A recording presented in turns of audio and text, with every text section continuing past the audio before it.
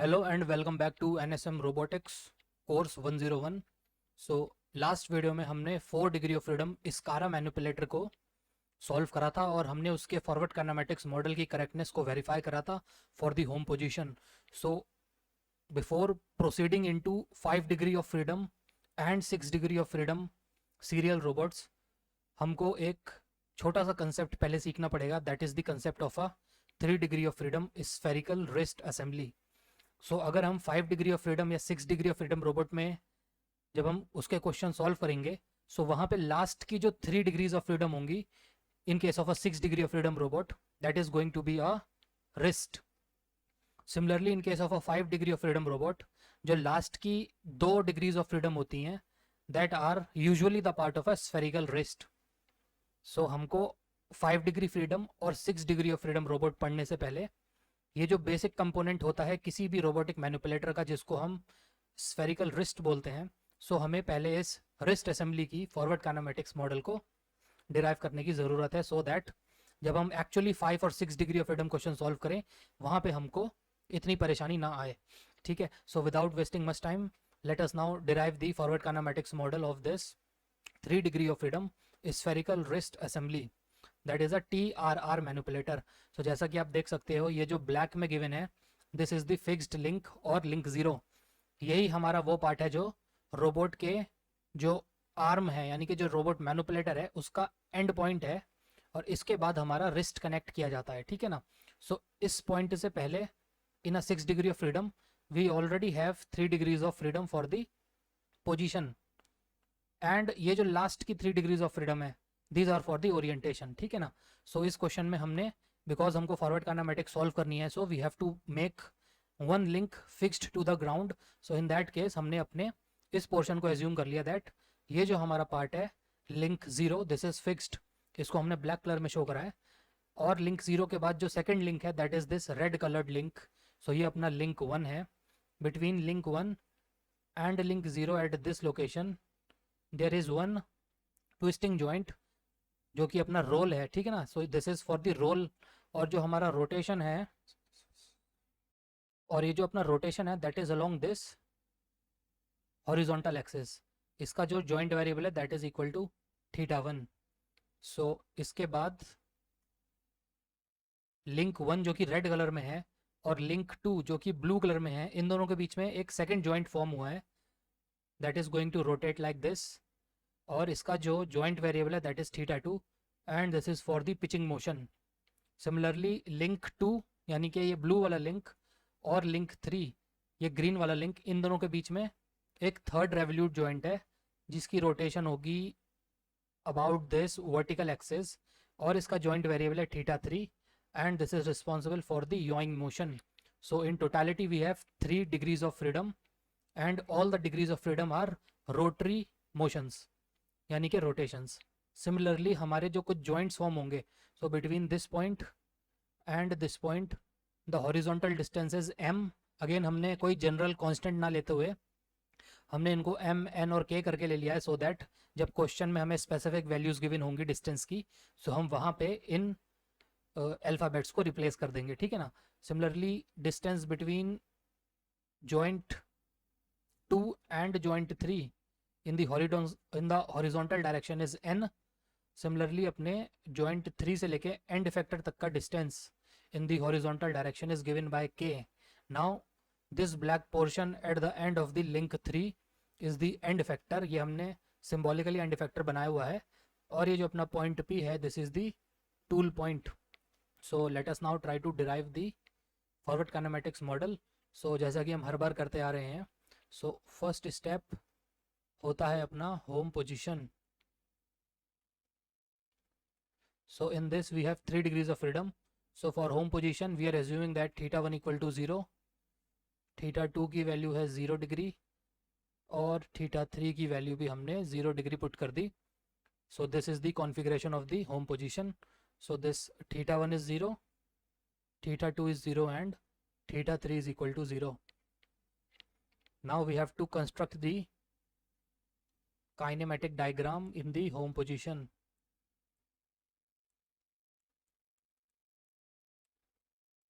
So let us construct the kinematic diagram in the home position. So सबसे पहले हमको ये अपना फिक्स्ड लिंक बनाना पड़ेगा. सो ये फिक्स्ड लिंक हम सिंबॉलिकली बना सकते हैं. सो इसको मैं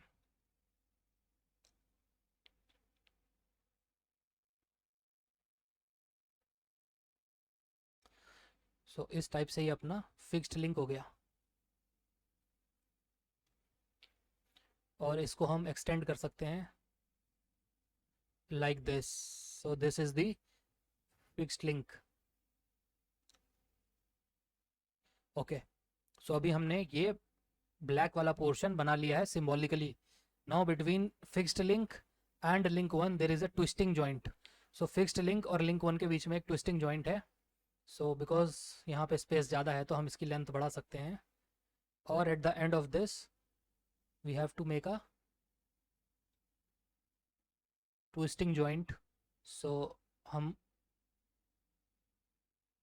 ज्योमेट्रिक रिप्रेजेंटेशन को यूज़ करते हुए ट्विस्टिंग जॉइंट को सिंप्लीफाई करके ऐसे बना लेंगे. सो this is the twisting joint.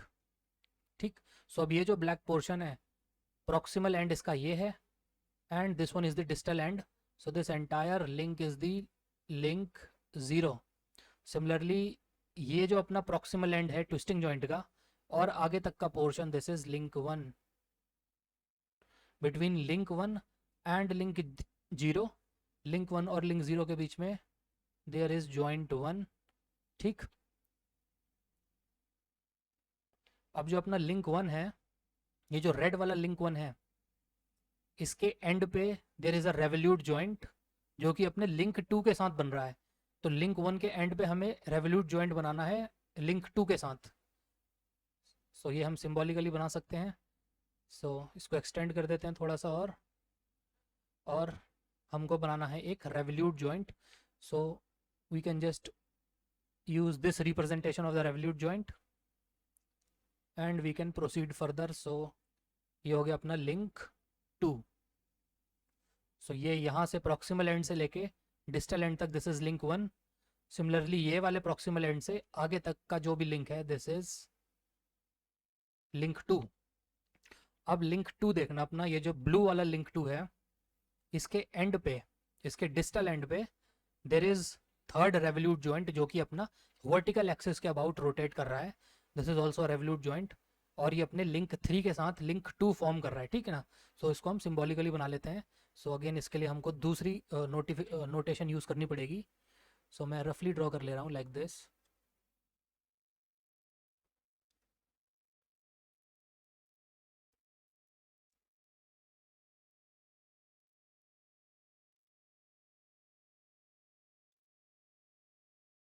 सो ये हो गया अपना revolute joint.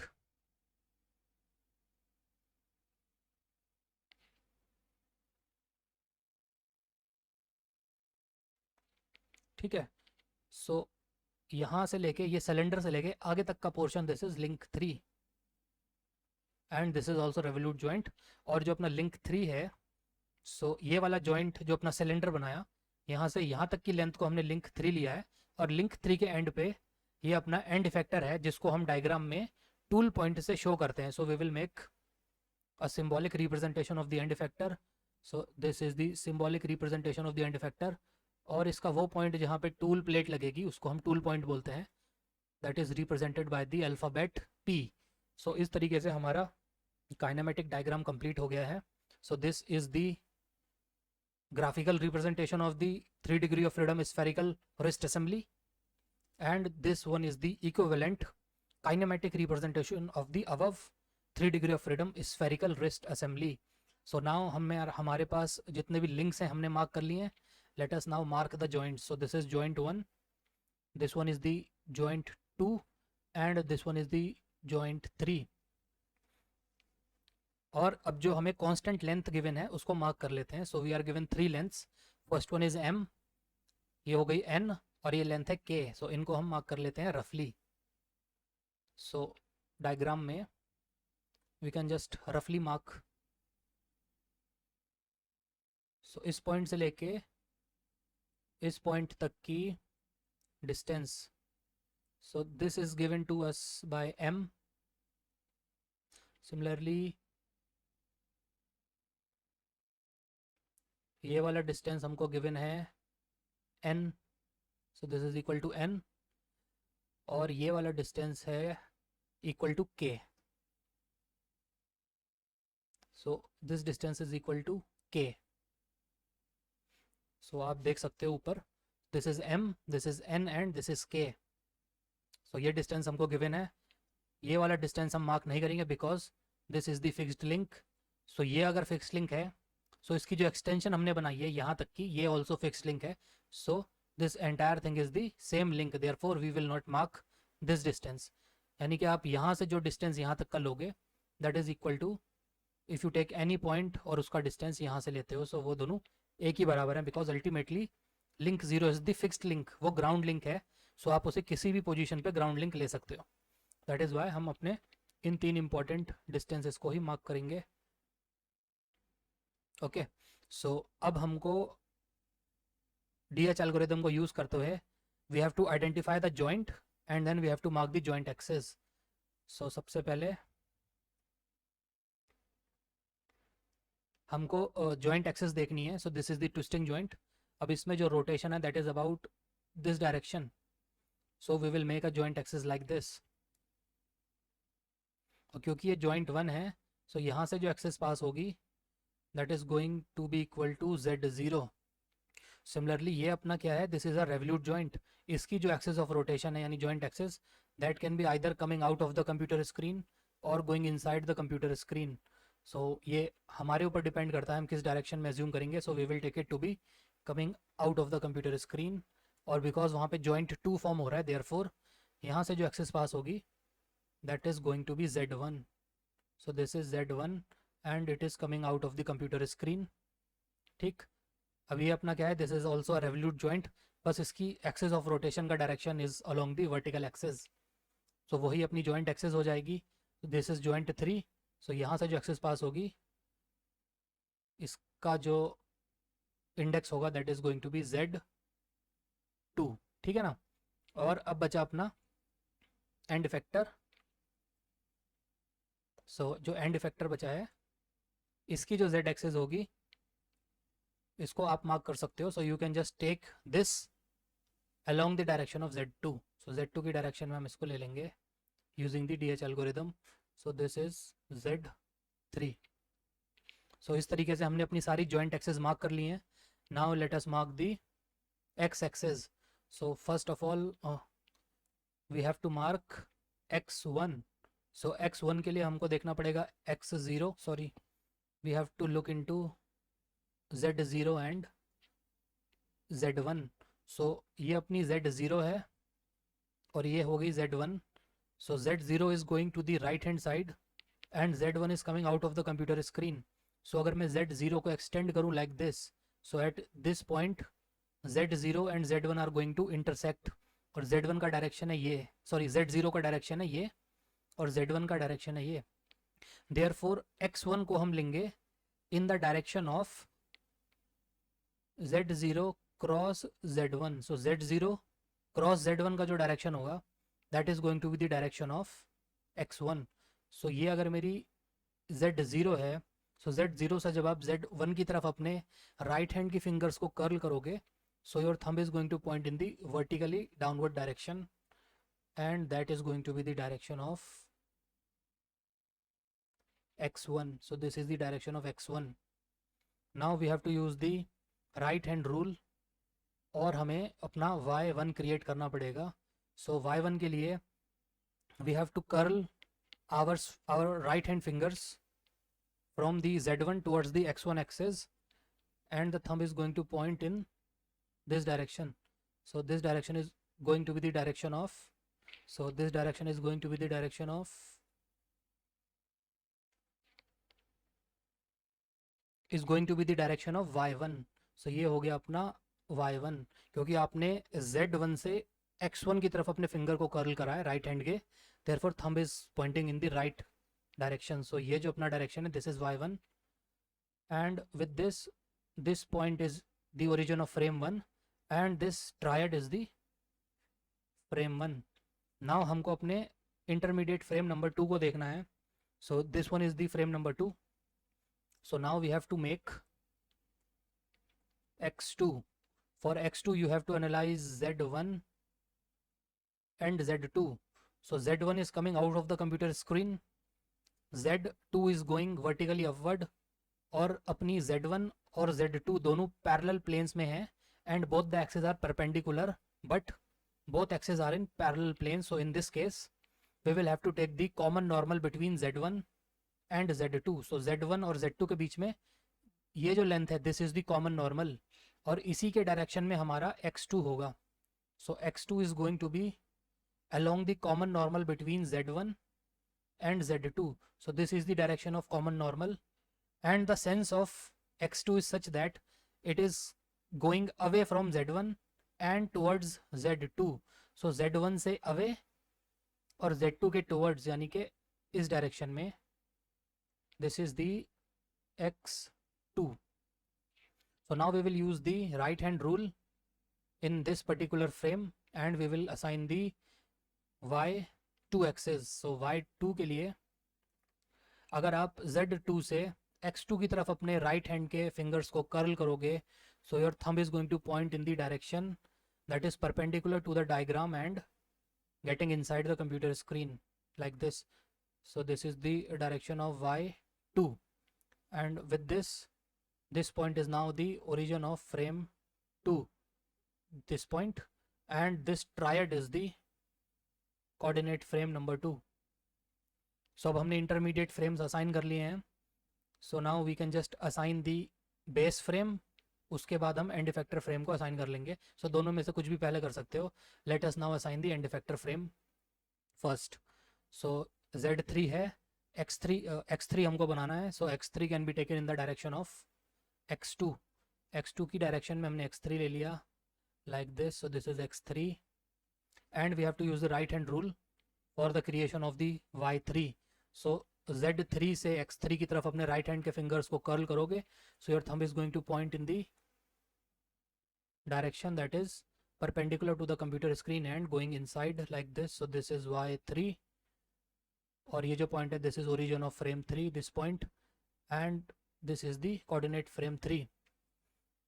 So now only last frame is remaining, that is the end, that is the base frame और the fixed frame. इसके लिए हमारे पे z0 है और z1 को z0 है, और x0 को, जो x0 बनेगी, that can be taken along the direction of x1 in the home position. So हम x0 को parallel to x1 बना देंगे in the home position. So ये जो x1 है, this is in the home position. So x0 को we can make x0 parallel to x1 in the home position. Now in the coordinate frame 0, we have to use the right hand rule to create the y0 axis. So आप अपने right hand के fingers को curl करना from z0 towards x0. So your thumb is going to point in this direction, that is perpendicular to the computer screen and going inside. So this is the direction of y0. With this, ये जो point आया, this point is the origin of frame 0 and this triad is coordinate frame 0. ये जो अपना coordinate frame 0 है वो ये है, ठीक. So with this हमने अपना coordinate frame assign कर लिया है. So let us now create the DH parameters table.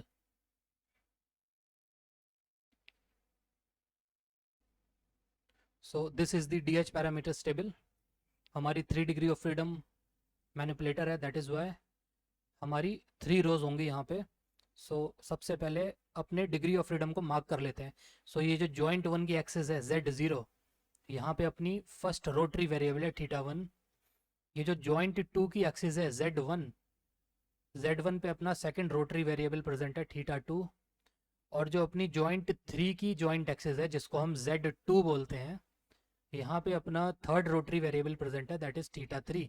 इसके अलावा there is no translational variable, कोई भी लीनियर वेरिएबल नहीं है, only 3 rotary variables, that is θ1, θ2 and θ3, which also stands for roll, pitch and yaw are present, ठीक.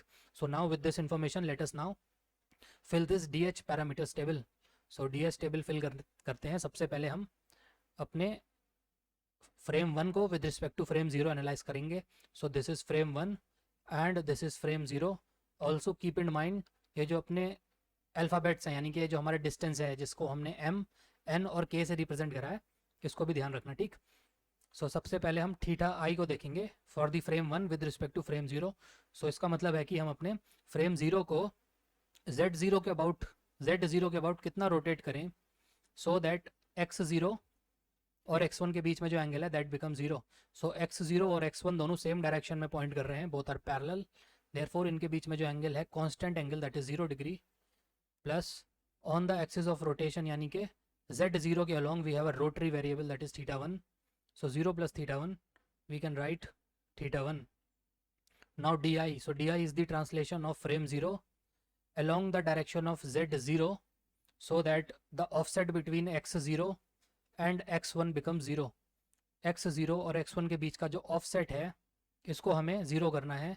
सो अपने frame 0 को z0 के डायरेक्शन में कितना मूव करें. सो इसका आंसर है m यूनिट्स. ठीक है.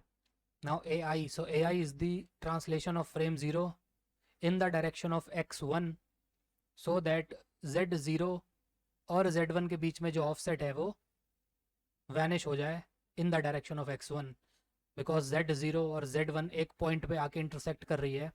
therefore z0 और z1 के बीच में जो offset है in the direction of x1 वो already 0 है. therefore AI की place पे आएगा 0. Now alpha I, so alpha I is the rotation of frame 0 about the x1 axis so that the angle between z0 and z1 becomes 0 degree. So अगर मैं रफली बनाऊँ so this is z0 और कुछ point आगे जाके अपना जो एक्सेस है दैट इज z1. अब अगर मैं z0 को एक्सटेंड करूँ और इस पॉइंट से आगे बढ़ा दूँ लाइक दिस z0, यानी कि हमने यहाँ से z0 को आगे एक्सटेंड कर दिया. So this is z0 going towards the right, this is z1 going out of the computer screen. So दोनों के बीच में जो कांस्टेंट एंगल है वो कितना है 90 डिग्री. अब अगर आप अपनी फिंगर्स को z0 से z1 की तरफ कर्ल करते हो, if you curl the fingers of your right hand from z0 towards z1, now thumb is going to point in the vertically downward direction. So this is the direction of thumb, vertical downward. Also this is the same direction of x1 axis about which we are taking the rotation. therefore अपनी thumb की direction x1 की direction के along है, that is why यहाँ पे हम लेंगे +90. ठीक. अल्फा आई की बात थी. अब अल्फा आई के लिए हमको एक वेरिएबल पार्ट भी लेना होगा. सो वेरिएबल पार्ट में हम देखते हैं एक्सिस ऑफ रोटेशन को. सो एक्सिस ऑफ रोटेशन है हमारी x1 के अबाउट कोई भी रोटरी वेरिएबल नहीं है, दैट इज़ वाई यहाँ पे आएगा 0. सो +90 और 0 दोनों का सम हो जाएगा 90 degree. So this is equal to +90 degree, this is +90 degree. ठीक है ना. अब हम अपने सेकंड रो की तरफ आते हैं. सो सेकंड रो में हमको अपने फ्रेम 2 को एनालाइज करना है. सो दिस इज फ्रेम 2, इसको हमें प्रीवियस फ्रेम यानी कि फ्रेम 1 के रिस्पेक्ट में एनालाइज करना है. सबसे पहले देखेंगे थीटा आई को. सो theta i is the translation of frame 1, sorry theta i is the rotation of frame 1 about the z1 axis so that x1 के और x2 के बीच में जो एंगल है वो 0 हो जाए. सो जैसा आप देख रहे हो x1 वर्टिकली डाउनवर्ड है, x2 हमारा राइट की तरफ पॉइंट कर रहा है. सो दोनों के बीच में जो एंगल है दैट इज़ 90 डिग्री. ठीक.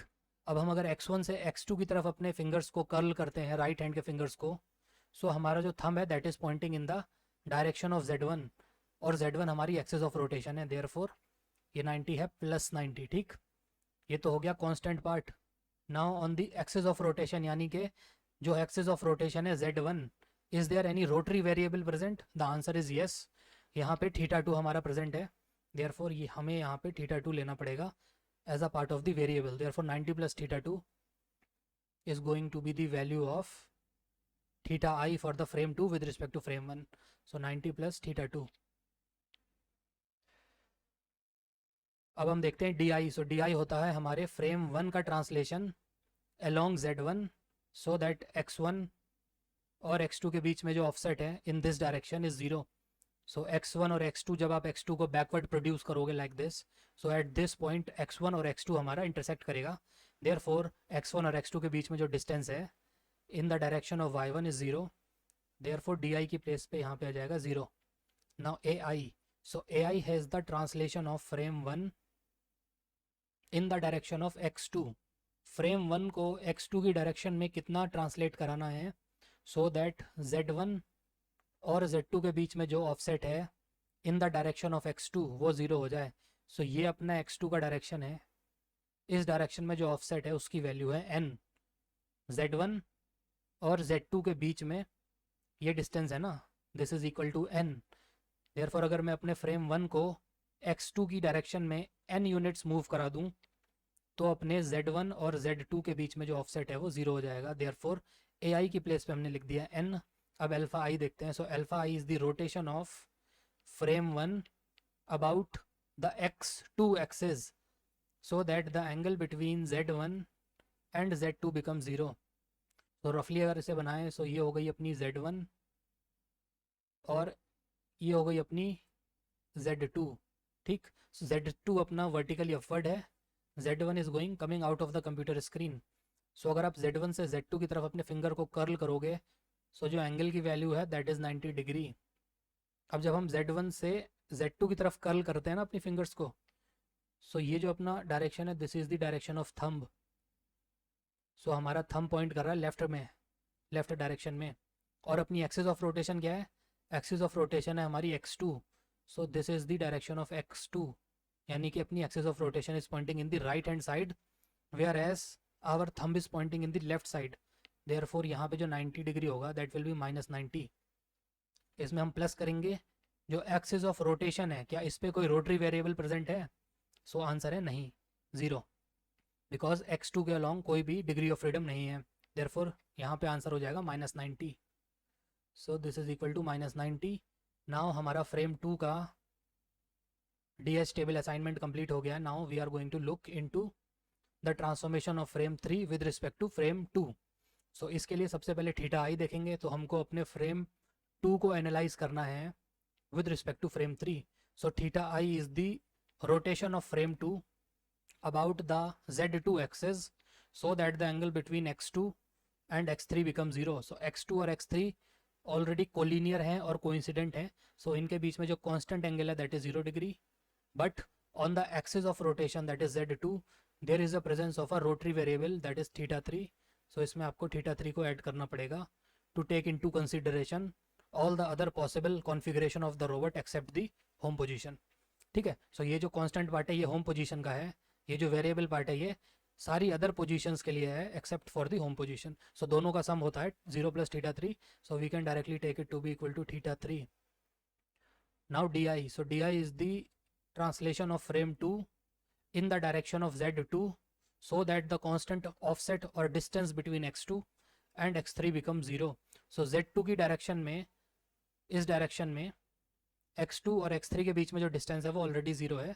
सो हमें अपने फ्रेम 2 को मूव नहीं करना है, दैट इज़ वाई यहाँ पे आ जाएगा 0. Now A I. So A I is the translation of frame 2 in the direction of x3 so that z2 और z3 के बीच में जो डिस्टेंस है वो 0 हो जाए. सो अगर मैं z2 को k यूनिट्स मूव करा दूँ in the direction of x3 then z2 और z3 के बीच में अपना डिस्टेंस 0 हो जाएगा. सो यहाँ पे ए आई की जगह पे हम लिख देंगे k और alpha I. So alpha I is the rotation of frame 2 about x3 axis so that the angle between z2 and z3 become 0. So z2 भी इस डायरेक्शन में पॉइंट कर रहा है, z3 भी इस डायरेक्शन में पॉइंट कर रहा है, both are parallel to each other. Therefore जो कांस्टेंट एंगल है इनके बीच में वो 0 डिग्री है.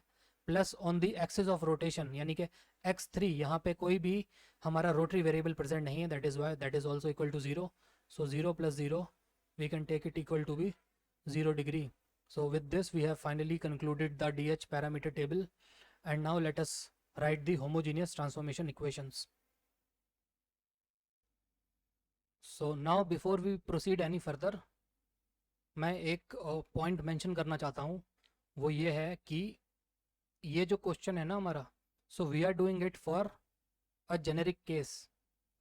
दैट इज़ वाई हमने यहाँ पे m, n और k डिस्टेंस को लिया हुआ है. ठीक, in majority of the cases जो रोबोट की जो मैनिपुलेटर होती है उसमें जो रिस्ट असेंबली होती है उसमें ये जो अपने 3 रोटरी जॉइंट्स होते हैं इनके बीच में कुछ ना कुछ फिजिकल डिस्टेंस प्रेजेंट होता है. That is because of the construction and manufacturing constraint. यानी आप मैकेनिकली ऐसे जॉइंट को मैन्युफैक्चर नहीं कर सकते हो जहाँ पे तीनों रोटेशंस एक साथ एक ही पॉइंट पे होती हो। देयरफॉर इन प्रैक्टिकल केसेस जो अपने जॉइंट्स हैं, यानी कि जॉइंट 1, जॉइंट 2 और जॉइंट 3, इनके बीच में कुछ ना कुछ डिस्टेंस तो होता ही होता है because of mechanical and manufacturing constraints. और इस क्वेश्चन में हमने उस डिस्टेंस को कंसिडर करा हुआ है, दैट इज़ हमने इस वाले डिस्टेंस को m से मार्क करा है, इसको n से और इसको k से। सो यहाँ से जो हमारा फॉरवर्ड काइनेमेटिक्स मॉडल आएगा उसमें आपको अगर चाहिए m को आप 0 पुट कर दो या n को 0 पुट कर दो तो आप वो कर सकते हो। बट अगर हम इसको पहले ही 0 मान लेते तो अपने पे एक generic forward kinematics model derive नहीं हो पाता। दैट इज़ वाई कई बार कन्फ्यूजन हो जाता है because in majority of the text book जो रिस्ट असेंबली की फॉरवर्ड काइनेमेटिक्स होती है उसमें अपने जितने भी फ्रेम्स होते हैं उसको सेम पॉइंट पे लिया जाता है। इसका मतलब ये है कि जैसे कि अपनी Z0 है, ये जा रही है इस डायरेक्शन में और Z1 को इस पॉइंट पे आके कट कर रही है। Therefore according to DH algorithm जो अपना ओरिजिन ऑफ फ्रेम 0 है और जो ओरिजिन ऑफ फ्रेम है 1 है, ये एक सिंगल पॉइंट पे होना चाहिए, यानी कि यहाँ पे। इसका मतलब क्या है, अपना m की वैल्यू हो गई 0। ठीक, so this we can only do to simplify the computations. ज़रूरी नहीं है कि फिजिकल रोबोट में भी आपका ये डिस्टेंस या फिर ये वाला लेंथ 0 हो। ये हम इसीलिए करते हैं सो दैट हमारा फॉरवर्ड काइनेमेटिक्स मॉडल का जो नंबर ऑफ कैलकुलेशंस हैं वो सिंप्लीफाई हो जाए। देयरफॉर ओरिजिन 1 और ओरिजिन 2 को आप कोइंसिडेंट या फिर एक पर्टिकुलर पॉइंट पे बना सकते हो प्रोवाइडेड आप m को 0 पुट कर दो। ठीक, सिमिलरली क्या होता है कई सारी बुक्स में ये जो Z0 एक्सिस है इसको जब आप आगे प्रोड्यूस करते हो सो this is intersecting this Z2 axis at this point. Therefore technically वो क्या करते हैं, ओरिजिन ऑफ फ्रेम 2 को ओवरलैप कर देते हैं with the origin of frame 0। इससे आपका n भी 0 हो जाता है। ठीक, सो ये ज़रूरी नहीं है कि हमको करना ही करना है, ये हम इसलिए करते हैं so that DH parameter table में ये जो नंबर ऑफ वेरिएबल्स हैं इनको हम 0 बना सकें और हमारी कैलकुलेशन ईजी हो जाए। हम ऐसा नहीं कर रहे हैं because we are doing it for a general और अ जेनेरिक केस। हम एक जेनेरिक केस के लिए इसे सॉल्व कर रहे हैं सो दैट हमने ये सारे डिस्टेंस एज्यूम करे हैं and we will calculate the forward kinematics using these general parameters। तो सबसे पहले हम निकालेंगे transformation of frame 1 with respect to the base frame. So यहाँ पे है थीटा आई की प्लेस पे है theta 1, so that is rotation about the z axis by theta 1। उसके बाद है translation along the z axis by m units, यानी कि ये वाला। और लास्ट में है अल्फ़ा 90। अल्फ़ा 90 मतलब rotation about the x axis by 90 degrees. ठीक है, अब इन सब की वैल्यूज़ इंडिविजुअली हम पुट कर लेते हैं। So let me write it. So ये इंडिविजुअल वैल्यूज़ हैं मेट्रिसेस की, नाउ इनको हमें मल्टीप्लाई करना है। So let us just write the answer directly. तो ये हो गई अपनी transformation of 1 with respect to 0। Now हम अपनी सेकंड ट्रांसफॉर्मेशन लिखेंगे। So we will write transformation of frame 2 with respect to frame 1 और ये अपने DH टेबल से आ जाएगी। सो rotation about the z axis by 90 plus theta 2। So I will write rotation about the z axis by 90 degree plus theta 2 followed by translation along the x axis by n units. So यहाँ पे आ जाएगा translation along the x axis by n units followed by rotation about the x axis by minus 90 degree। so this is minus 90 degree. So अब इसकी value मैं directly लिख देता हूँ। सो ये इंडिविजुअल मेट्रिसेस की वैल्यू है और जब आप इसको सॉल्व करोगे so you will get this value. So this is the value of transformation of frame 2 with respect to frame 1। So now हम अपनी थर्ड और फाइनल ट्रांसफॉर्मेशन लिखेंगे। So we will write transformation of frame 3 with respect to frame 2 from the DH table। we can see that theta i की place पे है theta 3। सो ये हो जाएगा अपना rotation about the z axis by theta 3। उसके बाद है ए आई की जगह पे है k, बाकी सब 0 है। ठीक, सो ए आई होता है translation along the x axis by k। So इसको मल्टीप्लाई करके हम यहाँ पे इसका आंसर निकाल देते हैं। So let me just directly write the values. So ये इंडिविजुअल वैल्यूज़ हैं हमारे इन मेट्रिसेस की, और जब आप इनको मैट्रिक्स मल्टीप्लाई करोगे so you will get this value. So this is the transformation of frame 3 with respect to frame 2. Now we have to find out the composite transformation matrix. So वो simple है. For that we can just find out the overall transformation matrix by doing this sequence of matrix multiplication. So ये आप जब तीनों matrix को multiply करोगे so you will get the final answer जो हम next page पे करेंगे. So this is the overall transformation that you will get after solving the previous equation, that is after pre-multiplying it. So this is nothing but transformation of frame 3 with respect to the base frame. So you can solve it using analytical method or you can solve it computationally using MATLAB. So आपको इस type से एक equation मिलेगी. You have to simplify it. So for simplifying it you need to put the home position. So अगर मैं home position की values इसमें डालूँ, so at home position theta 1 equals to theta 2 equals to theta 3 equals to 0 degree. Therefore cos of theta 1, cos of theta 2 and cos of theta 3 all will be equal to cosine of 0, that is equal to 1.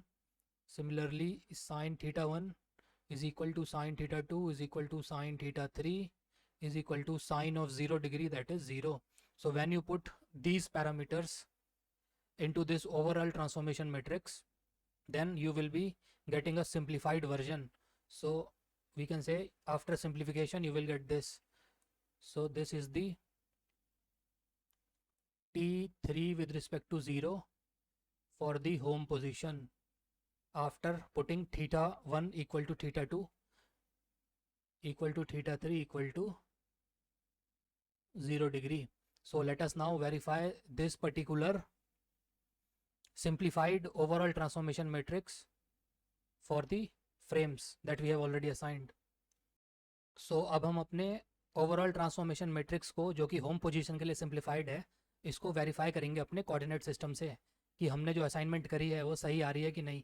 So सबसे पहले we will look at this column 1. ये जो column 1 है इसमें जो elements हैं that is 0, 0 and 1. So ये element 1 है. So इसका मतलब है u dot z equal to 1. So that means the angle between these two axes is equal to 0 degree. So u जो होती है, u है अपने मूविंग फ्रेम की axes along the x direction, यानी कि दिस इज u. और जो z होती है ये अपने फिक्स्ड फ्रेम की एक्सेस जो कि z डायरेक्शन में है, यानी कि ये. सो दोनों का डॉट प्रोडक्ट 1 है, दैट मीन्स दोनों के बीच में एंगल कितना होना चाहिए, 0 डिग्री का, यानी दोनों पैरेलल होनी चाहिए. सो ये हमें अपने कोऑर्डिनेट फ्रेम से पता चल रहा है कि x3 और z दोनों पैरेलल हैं. x3 को ही हम u बोलते हैं डायरेक्शन को साइंस में. Now let us look at the second column.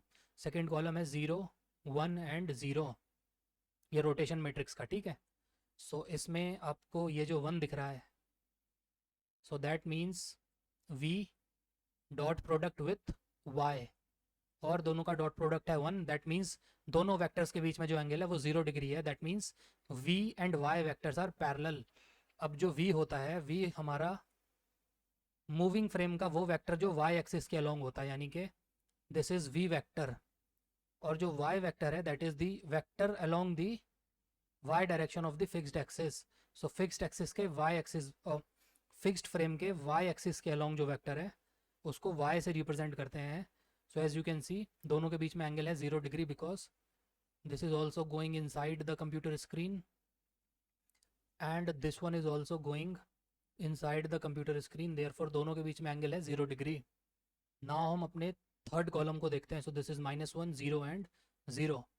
सो ये जो -1 वाला एलिमेंट है that signifies w dot product x, और दोनों का डॉट प्रोडक्ट -1 है, दैट मीन्स इनके बीच में जो एंगल है that is equal to 180 degree. So क्या ऐसा हो रहा है हमारे कोऑर्डिनेट फ्रेम्स में? सो ये हम देख लेते हैं. सो ये जो w है ना, ये मूविंग फ्रेम की z एक्सिस को हम w बोलते हैं. सो ये हो गई अपने मूविंग फ्रेम की z एक्सिस, और जो x है ये तो अपने फिक्स फ्रेम की x एक्सिस है. सो ये फिक्स्ड फ्रेम की x एक्सिस है ये. क्या इन दोनों के बीच में 180 डिग्री आंसर एंगल है? सो आंसर है यस, बिकॉज ये एक्सेस हमारी वर्टिकली डाउनवर्ड जा रही है बट ये वाली एक्सेस वर्टिकली अपवर्ड जा रही है। सो दोनों के बीच में एंगल है 180 डिग्री, जो कि हमें थर्ड कॉलम से पता चला है। देयरफॉर हमारे फॉरवर्ड काइनेमेटिक्स मॉडल की ओरिएंटेशन को हमने वेरीफाई कर लिया है। So let us now verify दी डिस्प्लेसमेंट। सो डिस्प्लेसमेंट के लिए ये जो फर्स्ट एलिमेंट है, दिस एलिमेंट, ये होता है हमारा डी एक्स। सो डी एक्स का मतलब है अपना जो फिक्स्ड फ्रेम का ओरिजिन है यानी कि ये पॉइंट, और जो मूविंग फ्रेम का ओरिजिन है यानी कि ये पॉइंट, इन दोनों पॉइंट्स के बीच में along the x axis of the fixed frame यानी कि इस डायरेक्शन में कितना डिस्टेंस है उसको हम डी एक्स से रिप्रेजेंट करेंगे। सो दोनों ही हॉरिजॉन्टल लाइन पे लाई करते हैं। Therefore in the direction of x zero यानी कि डी एक्स, ये हमारा कितना होगा, ज़ीरो। नाउ जो अपना सेकेंड एलिमेंट है ये, this is the representation of D Y. D Y का मतलब है हमारे मूविंग फ्रेम का ओरिजिन फिक्स्ड फ्रेम के ओरिजिन से along the Y direction of the fixed frame, इस डायरेक्शन में कितने यूनिट्स की दूरी पे है। So this is the direction that is inside the computer screen, और हमारा एंटायर फिगर जो है that is 2 dimensional present on the computer screen. Therefore computer screen पे हमारा फिगर है, तो कंप्यूटर स्क्रीन से अंदर जो डायमेंशन जा रहा है उसमें डिस्टेंस होगा 0। देयरफॉर डी वाई भी 0। अब जो अपना ये थर्ड एलिमेंट है ना, k plus M plus N, ये जो एलिमेंट है this is nothing but D Z. So D Z होता है हमारे मूविंग फ्रेम का ओरिजिन फिक्स्ड फ्रेम के ओरिजिन से जेड एक्सिस के अलोंग यानी फिक्स्ड फ्रेम की जेड एक्सिस के अलोंग कितने डिस्टेंस पे है। सो उसका answer k plus M plus N आना चाहिए। सो इस पॉइंट का डिस्टेंस इस पॉइंट से along the Z axis of the fixed frame यानी इस डायरेक्शन में कितने यूनिट पे है। सो इसका सिंपल आंसर है m plus N plus K, यानी कि इतने डिस्टेंस पे है ये वाला distance. This is given by m plus N plus K, and it is also present in our forward kinematics model m plus n plus k. So we can say that we have derived the forward kinematics of the 3 degree of freedom spherical robotic wrist, and we have also verified the correctness of the forward kinematics model for this particular wrist in the home position. So with this I formally conclude this tutorial series on the 3 degree of freedom spherical robot wrist, and from the next video we are going to solve 5 degree freedom and 6 degree of freedom numericals. So thank you very much for watching this video.